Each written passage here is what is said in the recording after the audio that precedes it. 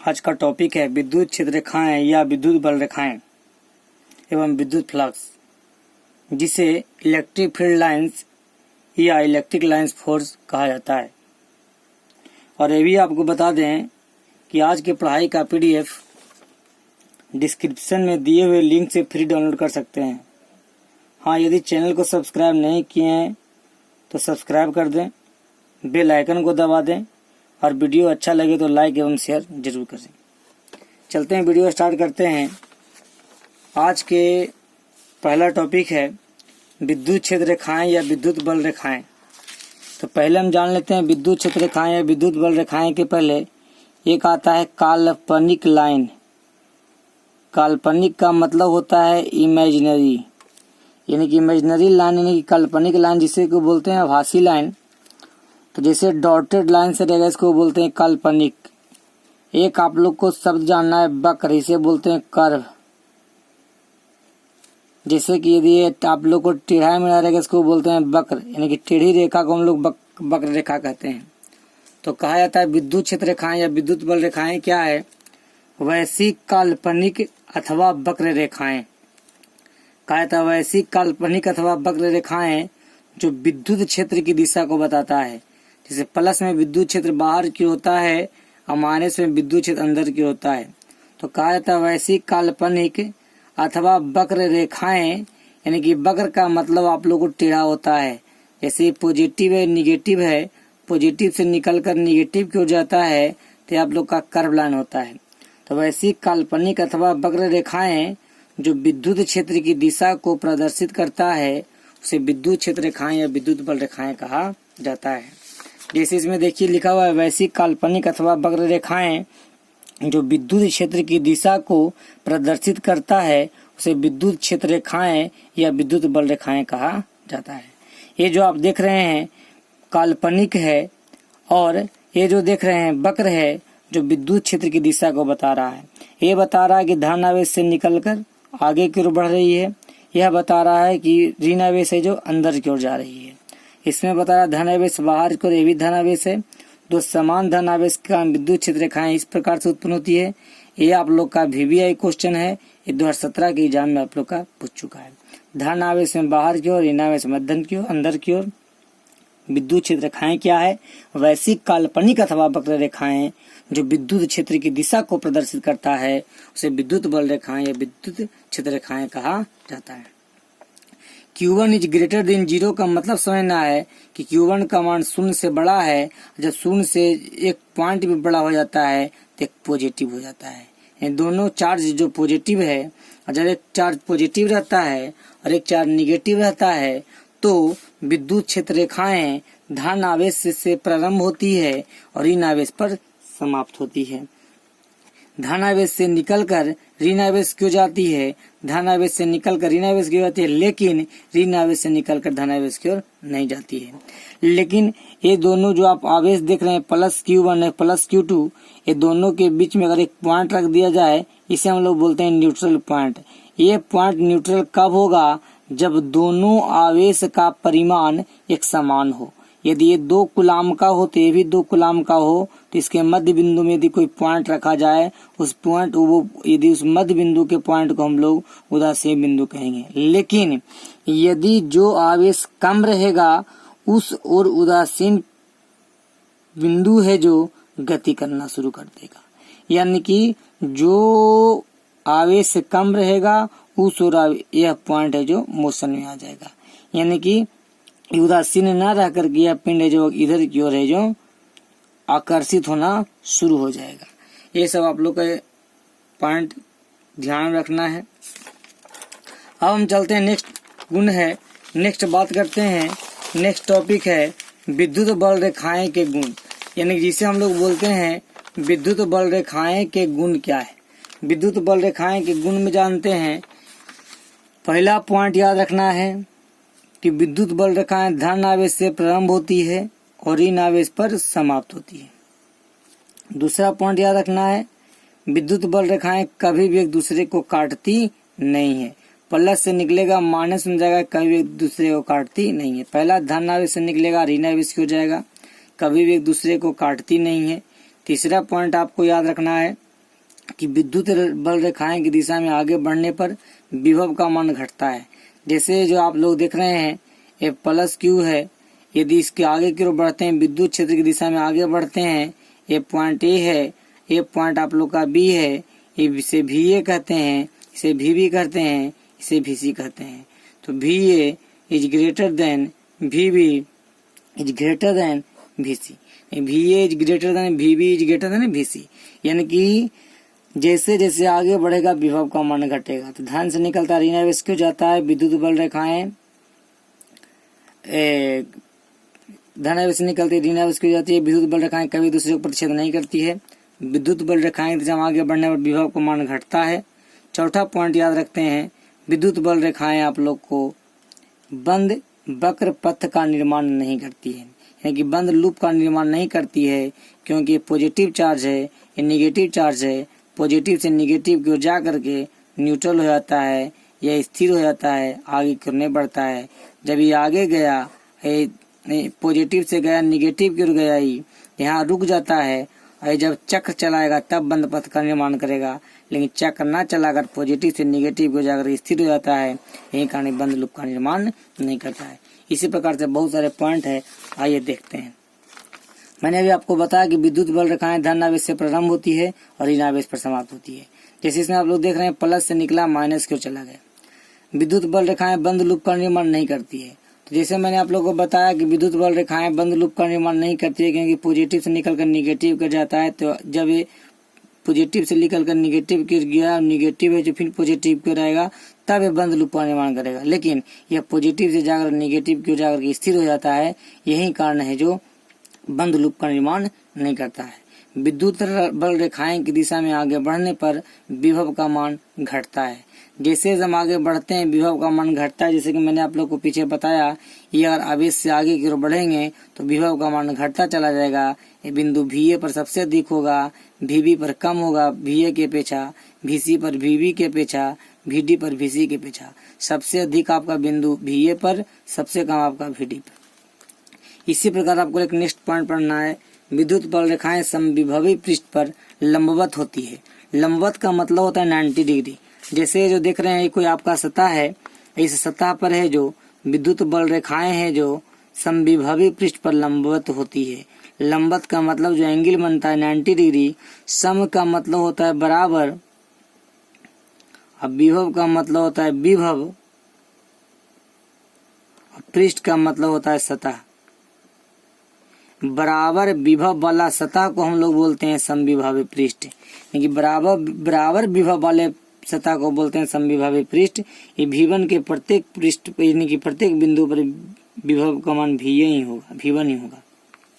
V2 पर हमेशा V2 ही होगा, V3 पर V3 होगा, यानी कि प्रत्येक बिंदु पर विभव का मान हमेशा एक समान हो। यानी कि समविभवी पृष्ठ क्या है, वैसा सतह जिसके प्रत्येक बिंदु पर विभव का मान एक समान होता है, उसे समविभवी पृष्ठ कहते हैं। नेक्स्ट वीडियो आप लोग का, विद्युत बल रेखाएं एक दूसरे को प्रतिच्छेद नहीं करती है, क्योंकि एक ही बिंदु पर दो अलग अलग दिशा में विद्युत क्षेत्र नहीं होता है। जैसे आप लोग को बता दें, आप लोग का विद्युत क्षेत्र रेखाएं है पॉजिटिव, इसी पर आप लोग का दूसरा विद्युत क्षेत्र नहीं होगा, क्योंकि एक ही बिंदु पर दो अलग अलग दिशा में विद्युत क्षेत्र नहीं होता है। यानी कि एक ही बिंदु पर है जो अलग अलग दिशा में विद्युत क्षेत्र नहीं होता है, जब इस पर जाएगा तो इस पर आश्रित हो जाएगा, जिसके कारण यह एक दूसरे को काटता नहीं है। ये डायग्राम आप लोग का फिगर नंबर आप लोग का 7 का है, स्पेस यहाँ पर नहीं था। विद्युत क्षेत्र रेखा के किसी बिंदु पर खींची गई स्पर्श रेखा उस बिंदु पर विद्युत क्षेत्र की तीव्रता को प्रदर्शित करती है। जैसे मान लिया जाए कि आप लोग का पॉजिटिव चार्ज है, पॉजिटिव में जानते हैं विद्युत क्षेत्र बाहर होता है, किसी भी बिंदु पर यदि स्पर्श रेखा खींचा जाता है तो विद्युत क्षेत्र की तीव्रता को बताता है। इस पर भी खींच देंगे तो विद्युत क्षेत्र की तीव्रता को बताएगा। जैसे देखिए आप लोग का विद्युत क्षेत्र उत्पन्न हो रहा है, इस पर एक बिंदु इस सतह पर से खींचा गया एक स्पर्श रेखा EA, इस पर से खींचा गया स्पर्श रेखा EB। इसी को हम लोग बोल रहे हैं विद्युत क्षेत्र रेखा के किसी बिंदु पर, यानी कि क्षेत्र रेखा के किसी बिंदु पर, चाहे A पर, चाहे B पर, चाहे C पर, D पर, विद्युत क्षेत्र रेखा के किसी बिंदु पर खींची गई स्पर्श रेखा उस बिंदु पर विद्युत क्षेत्र की तीव्रता को प्रदर्शित करती है। यह है जो विद्युत क्षेत्र की तीव्रता को प्रदर्शित करती है। 7 क्या है कि प्रति एकांक क्षेत्रफल से गुजरने वाली विद्युत बल रेखाओं की संख्या विद्युत क्षेत्र की तीव्रता के परिमाण के सीधा समानुपाती होता है। यानी कि क्षेत्रफल यदि बढ़ेगा तो आप लोग ये दिमाग में रख लीजिए, जैसे जैसे क्षेत्रफल बढ़ेगा आगे की ओर बढ़ेगा तीव्रता का मान घटेगा, और जब क्षेत्रफल घटेगा तीव्रता का मान बढ़ेगा। यानी कि प्रति एकांक क्षेत्रफल से गुजरने वाली विद्युत बल रेखाओं की संख्या विद्युत क्षेत्र की तीव्रता के परिमाण के सीधा समानुपाती होता है। यानी कि विद्युत क्षेत्र की तीव्रता जब बढ़ेगा तो क्षेत्रफल का मान बढ़ेगा, और जब क्षेत्रफल का मान बढ़ेगा तब विद्युत क्षेत्र की तीव्रता का मान बढ़ेगा। इन दोनों एक दूसरे के समानुपाती होता है। विद्युत बल रेखाएं सदैव चालक सतह के लंबवत होती निकलती है। यदि आप लोग को मान लिया जाए कि कोई चालक सतह है, और इस चालक सतह से यदि कोई विद्युत क्षेत्र गुजरता है तो विद्युत क्षेत्र रेखाएं वक्र रूप से न गुजर करके ये लंबवत गुजरती है। यानी कोई चालक सतह से विद्युत क्षेत्र रेखाएं निकलती है तो वो लंबवत निकलती है। अपना भाषा में याद रखना है, कोई चालक सतह से विद्युत क्षेत्र रेखाएं गुजरती है तो वो लंबवत गुजरती है। फिर आप लोग को नेक्स्ट जानते हैं, विद्युत बल रेखाएं किसी भी चालक के अंदर नहीं होती है। ये नहीं समझना, कोई आपको कोई क्वेश्चन देता है कि चालक के अंदर विद्युत क्षेत्र होता है कि नहीं, तो आप लोग ये दिमाग रखना है, चालक के अंदर विद्युत बल रेखा या विद्युत क्षेत्र रेखा नहीं होता है। ये दिमाग रख लिया, एक समान विद्युत क्षेत्र होता है, एक असमान विद्युत क्षेत्र होता है। जब आप लोग का प्रत्येक बिंदु पर विद्युत क्षेत्र का मान एक समान हो तो उसे एक समान विद्युत क्षेत्र कहते हैं। प्रत्येक बिंदु पर विद्युत क्षेत्र का मान अलग अलग हो उसे हम असमान विद्युत क्षेत्र कहते हैं। आगे देखते हैं हम, अगला आप लोग का टॉपिक है। अब हम आप लोग को शुरू करते हैं वैद्युत फ्लक्स। इलेक्ट्रिक फ्लक्स क्या है? इलेक्ट्रिक फ्लक्स जानने के पहले हम आपको पहले कुछ बता दें, इलेक्ट्रिक फ्लक्स क्या है। जैसे कहा जाता है किसी सतह के लंबवत गुजरने वाली, जैसे कोई सतह है इसके लंबवत गुजरने वाली, लंबवत का मतलब होता है 90 डिग्री, इस प्रकार से ना गुजर करके इस प्रकार से यदि समझ में नहीं आ रहा लंबवत, तो आप समझिए कोई सतह है इसके लंबवत गुजरने वाली, लंबवत का मतलब 90 डिग्री होता है, लंबवत गुजरने वाली विद्युत क्षेत्र रेखाएं की संख्या को विद्युत फ्लक्स कहा जाता है। फिर सुनिए, किसी सतह के लंबवत गुजरने वाली विद्युत बल रेखाएं की संख्या को विद्युत फ्लक्स कहा जाता है। जैसे आप देखिए, ये कोई आप लोग का सतह है, इस सतह के क्षेत्र को हम लोग डीए से बोलते हैं, ऐसे गुजरने वाला विद्युत क्षेत्र को हम लोग वेक्टर जी बोलते हैं। तो हम लोग बोल सकते हैं अल्प सतह के क्षेत्रफल एवं उस अल्प सतह से गुजरने वाले विद्युत क्षेत्र के अदिश गुणनफल को विद्युत फ्लक्स कहते हैं, जिसे प्राय फाई द्वारा सूचित किया जाता है। आगे आप लोग का नेक्स्ट है पॉइंट कि विद्युत फ्लक्स कैसा है, मात्रक क्या है, विद्युत फ्लक्स का बीमा क्या होता है। इसी प्रकार जानिए, यदि किसी भी पिंड के अंदर आवेश का मान यदि शून्य है, परिणामी आवेश का मान, तो विद्युत फ्लक्स का मान भी शून्य होगा। विद्युत फ्लक्स का मान सतह की आकृति और आकार से स्वतंत्र होता है। यदि मान लिया ये 5 कूलम आवेश है, यदि आप लोग का 2 कूलम आवेश है, इसकी त्रिज्या 3 सेंटीमीटर है, इसकी त्रिज्या 2 सेंटीमीटर है, तो आवेश जितना रहेगा उसका फ्लक्स का मान उतना अधिक होगा, आवेश जितना कम होगा उसका फ्लक्स का मान उतना ही कम होगा। यानी कि आवेश के मान पर निर्भर करता है विद्युत फ्लक्स। यदि कोई धन आवेश है तो विद्युत फ्लक्स विद्युत क्षेत्र बाहर की ओर होता है, और जब यह भी बाहर की ओर हो गया और यह भी बाहर की ओर हो गया, यानी कि सतह का क्षेत्रफल भी बाहर की ओर और विद्युत क्षेत्र भी बाहर की ओर, थीटा का मान 0 होता है। हम पढ़े हैं कि जब दो सदिश की दिशा एक समान होता है तो उसके थीटा का मान 0 होता है, जब एक दूसरे के विपरीत होता है तो थीटा का मान 180 होता है। आइए अब बात करते हैं आगे क्या है। मैंने बताया किसी विद्युत क्षेत्र में स्थित, यानी किसी विद्युत क्षेत्र में स्थित किसी पृष्ठ से लंबवत गुजरने वाली विद्युत क्षेत्र रेखाओं की कुल संख्या को विद्युत फ्लक्स कहते हैं। तो किसी विद्युत क्षेत्र, तो किसी विद्युत क्षेत्र का मतलब एक समान विद्युत क्षेत्र या असमान विद्युत क्षेत्र। जैसा कि मैंने यहाँ पर आपको बताया, इसे एक समान विद्युत क्षेत्र कहते हैं, इसे असमान विद्युत क्षेत्र कहते हैं। यानी कि किसी विद्युत क्षेत्र में स्थित किसी पृष्ठ से लंबवत गुजरने वाली, यानी कि स्थित कोई भी सतह से गुजरने वाली। जैसे आप लोग को चालक चाहे ऐसा भी हो सकता है, चाहे आप लोग का इस प्रकार से भी हो सकता है, यानी कि इसमें आप लोग का समान विद्युत क्षेत्र उत्पन्न होगा, इसमें एक समान विद्युत क्षेत्र उत्पन्न होगा, क्योंकि इसका एरिया एक समान है, यह असमान है। तो लंबवत गुजरने वाली विद्युत क्षेत्र रेखाएं की कुल संख्या को विद्युत फ्लक्स कहते हैं। इसको सीधा भाषा में याद रखना है। किसी सतह के लंबवत गुजरने वाली विद्युत बल रेखाएं की संख्या को विद्युत फ्लक्स कहा जाता है। या अल्प क्षेत्रफल और विद्युत क्षेत्र की तीव्रता। मैंने अल्प क्षेत्रफल आप लोग को बताया, जैसे ही पूरा इसका पूरा एरिया को हम लोग बोलते हैं, चाहे ए बोलेंगे या चाहे एस बोलेंगे, ये पूरा से ना लेकर के हम लोग अल्प लिए, डीए लिए, डीए को ही बगल में लिख दिया गया डीए या डीएस। अल्प सतह के क्षेत्रफल, यानी कि हम लोग डी से ही सूचित क्यों करते हैं, हम लोग मैथ में पढ़ते हैं, एक अवकलन होता है जिसे हम लोग डिफरेंशिएशन कहते हैं, एक समाकलन होता है। छोटा निकालने के लिए हम लोग अवकलन करते हैं और बड़ा निकालने के लिए हम लोग समाकलन करते हैं। जब इसी को हम लोग इस प्रकार के संकेत में डाल देते हैं तो कुल सतह के लिए हो जाता है। जब डीएस निकाल लेते हैं तो आप लोग को न्यूनतम सतह के लिए होता है। अब देखते हैं D5 बराबर होता है vector E dot D S.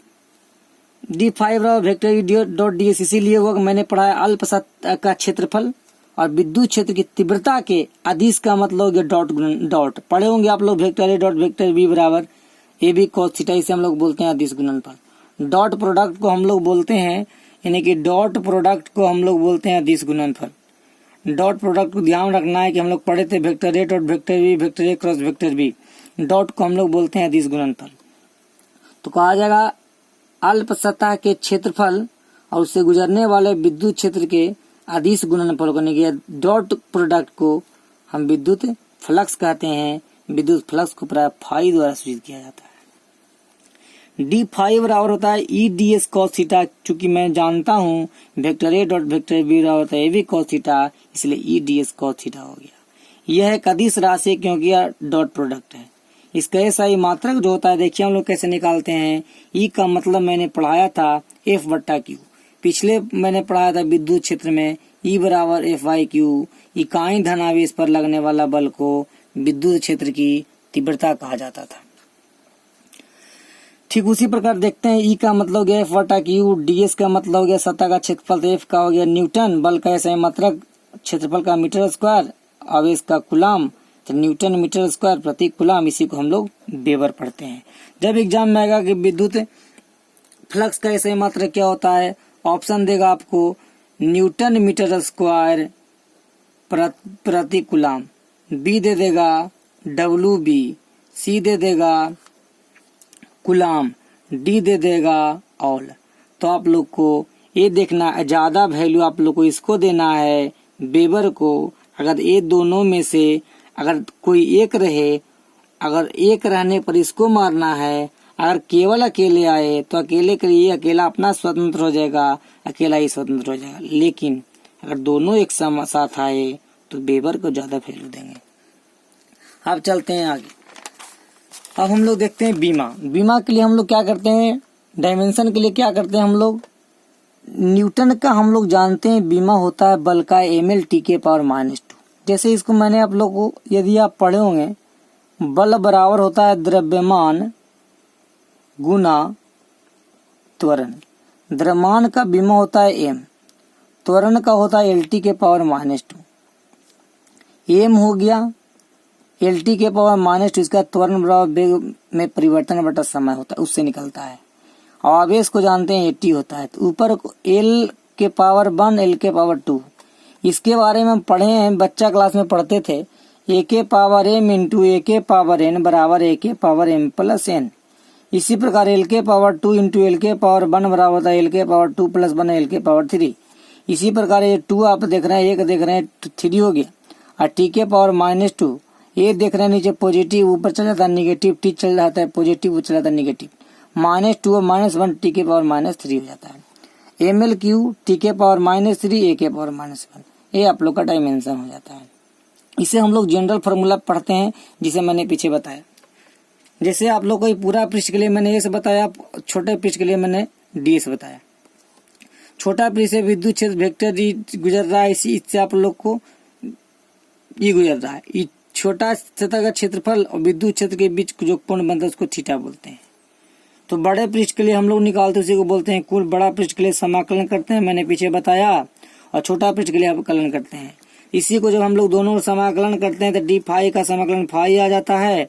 जैसे कि आप लोग पढ़े होंगे मैथ में, डी एक्स का समाकलन एक्स, डी पी का समाकलन पी, डी एस का समाकलन एस। उसी प्रकार इसको कोई पूछेगा एक्स क्यों आया, तो एक इंटू डी एक्स, इसको किसी भी संख्या के पहले एक छिपा होता है।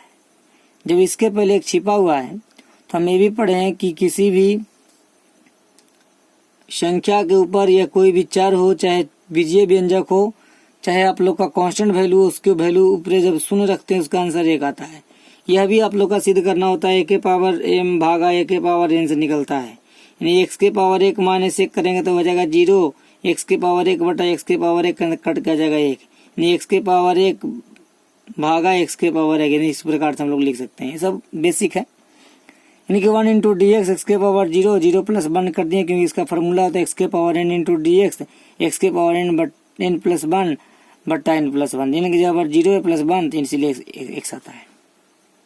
लेकिन हमें वो सब नहीं जानता है, वो सब आपको बेसिक में जानना है। समाकलन मैथ में जब पढ़िएगा समाकलन आप लोगों को इसे जानना होता है, फिर भी आप लोग इधर बता दिए। तो आइए हम आपको बता दें, दोनों समाकलन किए थे, डी फाई का समाकलन फाई हो गया, ई डी एस कॉस थीटा का आ गया ई एस कॉस थीटा, क्योंकि डी एस का मैंने ये पता है एस डी एक्स का एक्स, इसलिए ये आपका कांस्टेंट था, अचर था, इसलिए अचर बाहर आ गया।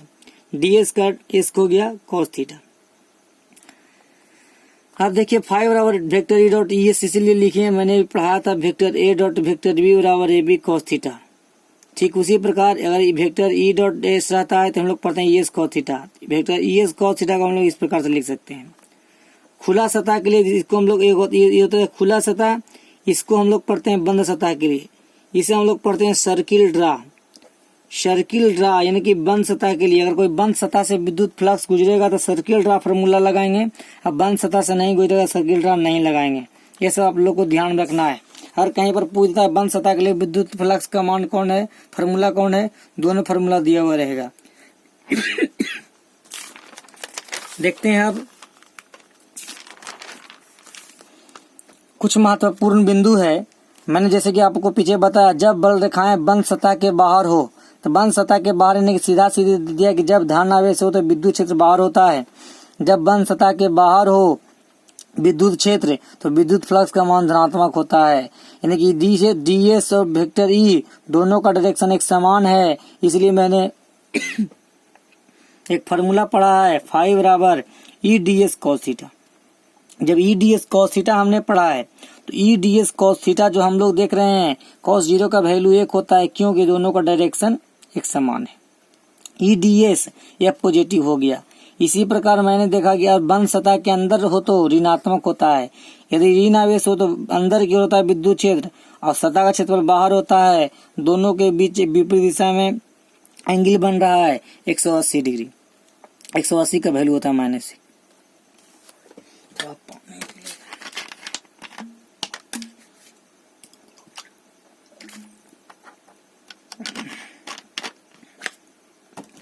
देखते हैं फाई बराबर E D S cos 180 degree, cos 180 का वैल्यू आता है -1, फाई बराबर माइनस ई डी एस। अब हम लोग क्या करते हैं, बंद सतह के अंदर परिणामी कुल आवेश का मान 0 हो तो फ्लक्स का मान भी 0 होता है। जैसा कि मैंने भी आप लोग को शुरू करने के पहले बताया, यदि अंदर का मान कुल आवेश का मान 0 हो तो फाई भी 0 होता है। इसी प्रकार यदि परिणामी पॉजिटिव क्यू है निगेटिव क्यू है, दोनों जब रिजल्ट इसका आता है 0 तो इसका फाई 0 हो जाता है। ठीक उसी प्रकार सतह के अंदर स्थित आवेश के परिमाण के सीधा समानुपाती होता है। मैंने अभी आप लोगों को बताया किसी भी सतह के अंदर जितना अधिक आवेश होगा फ्लक्स का मान उतना ही अधिक होगा। ए है ए बी है, इसके अंदर 3 कूलम आवेश है, इसके अंदर 5 कूलम आवेश है। फाई का विद्युत फ्लक्स अधिक होगा, इसलिए phi B great is phi A is less than phi B. जिधर मुंह बंद रहेगा उधर छोटा, जिधर मुंह खुला रहेगा उधर बड़ा। तो फाई ए का मान छोटा है फाई बी से, इसमें फाई बी का मान बड़ा है फाई ए से, दोनों का मतलब एक ही होता है। जिधर बड़ा उधर मुंह खोल देना, बस एक ही कंसेप्ट याद रखना है। जैसे हम लिखते हैं 5 और 3, इसमें मुंह कहाँ खुलेगा, इस ओर। लिखते हैं 3, इधर 5, इधर मुंह कहाँ खुलेगा, 5 ओर। यानी कि ये सब दिमाग में, जिधर बड़ा रहेगा उधर मुंह खुल जाएगा। सतह के आकार और आकृति से स्वतंत्र होता है। ये नहीं समझना है कि यह आपको 3 सेंटीमीटर त्रिज्या का वृत्त है और 5 सेंटीमीटर त्रिज्या का वृत्त है, तो इसके अंदर आपका फ्लक्स का मान अधिक होगा। डिपेंड करता है कि उसके अंदर आवेश क्या है, आवेश के परिमाण पर डिपेंड करता है। आप जानते हैं यदि विद्युत क्षेत्र सतह के लंबवत हो तो थीटा का मान 0 रखना है। एक कंसेप्ट आपको मान में रखना है। नोट्स को आप PDF लिंक से डाउनलोड करिएगा, पूरा अच्छा तरीके से उसमें बताया गया है। यदि विद्युत क्षेत्र सतह के समानांतर हो तो थीटा बराबर 90 डिग्री होता है। ये सब आप लोग को पॉइंट याद रखना है, कंसेप्ट है आप लोग का। आइए अब हम नेक्स्ट वीडियो जानेंगे विद्युत द्विध्रुव क्या है। विद्युत द्विध्रुव के कारण विद्युत क्षेत्र भिन्न भिन्न सतह पर ज्ञात करेंगे, एक्स अक्ष पर, निरक्षीय तल पर। अब इसके बाद हम वीडियो को तेजी में आगे बढ़ाएंगे, उसके बाद शुरू करेंगे आप लोग को गॉस का नियम। That's all.